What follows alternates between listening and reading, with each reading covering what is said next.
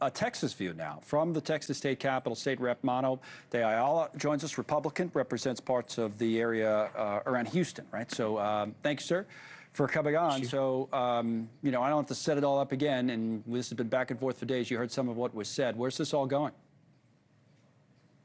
Well, we have a special session called, and in Texas, in the Constitution, the governor calls a special session and sets out the agenda. Under the Constitution, the House shall show up and do its job. Right now, we have the Republicans showing up, some of the Democrats showing up, and yet a big swath of our Democrat colleagues not in town doing the business of the people.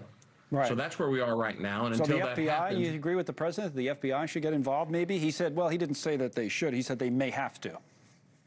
And I've heard that comments. Look, from the state, there are things that we can do. The DPS, the speaker has called for civil arrest warrants, but we're also trying to do it I guess the nicer way also, and that is we're calling our colleagues. Again, these are people that we serve with, whom many we call friends, and so we're calling them, we're talking to them, we're seeing if we came fairly close to a quorum today. I'm optimistic we'll get there by the end of the week. Probably will and at if some we do point. that, then yes, can I push you on eventually. the why a little bit? Just we're on limited time, and Sure. I apologize for cutting you off because we had the president live a few minutes ago. Is that because that question just came up? Cliff brought it up.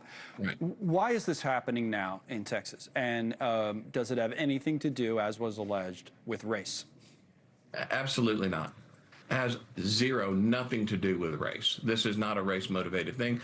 You know, this is a story, and this is the talking points that we hear oftentimes from our Democrat colleagues is always pointing to race. This has nothing to do with race. So what is it about? When you see these maps and look at them, you'll see that they are absolutely not race-based, not race-motivated.